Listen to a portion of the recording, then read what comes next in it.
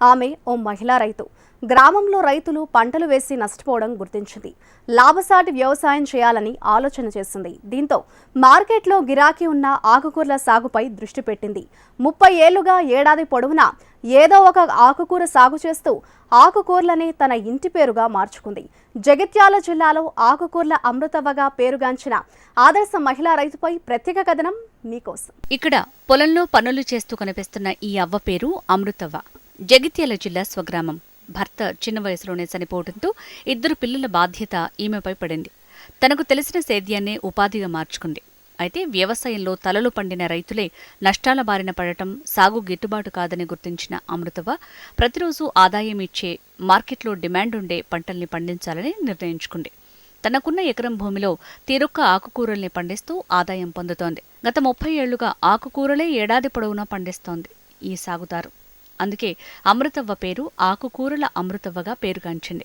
ఎకరం భూమిలో దశలవారీగా పాలకూర, కొత్తిమీర, తోటకూర, గోంగూర, మెంతికూర వంటి ఆకుకూరల్ని ఏడాదంతా సాగు చేస్తోంది అమృతవ్వ. ఏ ఆకుకూరకు ఏ సమయంలో మార్కెట్లో ఎక్కువ రేటు ఉంటుందో అమృతవ్వకు బాగా తెలుసు. అందుకు తగ్గట్టుగానే ఆకుకూరలు పండిస్తుంటుంది. వివిధ కంపెనీల నుంచి నాణ్యమైన విత్తనాలు సేకరించడంతో పాటు తన తోటలో పండిన పంట నుంచి విత్తనాలను సేకరించి వాటినే తిరిగి పంట సాగుకు ఉపయోగిస్తుంటుంది.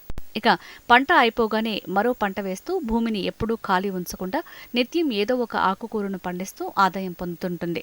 సేంద్రియ ఎరువును వినియోగించడంతో పాటు సమృద్ధిగా నీరు అందిస్తూ ఆకుకూరల సాగుతో లాభాలు గడిస్తూ అబ్బురపరుస్తోంది ఈ అవ్వ. పేరు ముద్దమ్మ అమృతవ్వ. మా పిల్లలు పుట్టినాక ఇక 2 నా కొడుకులు పుట్టినాక దేశం పోయిండు.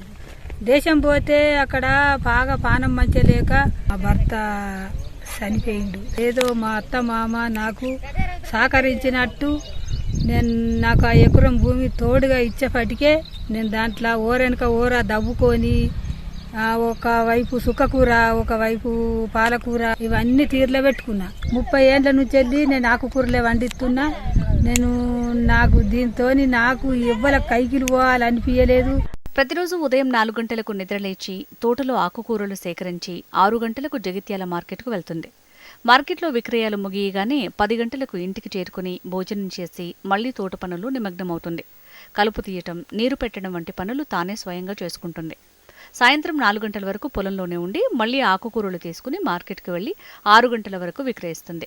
ఇలా గత 30 సంవత్సరాలుగా ఆకుకూరల సాగే తన దినచర్యగా మార్చుకుని మలి వయసులోనూ ఎంతో ఓపికతో సాగు పనులు చేసుకుంటూ తోటి రైతులకు స్ఫూర్తిగా నిలుస్తోంది.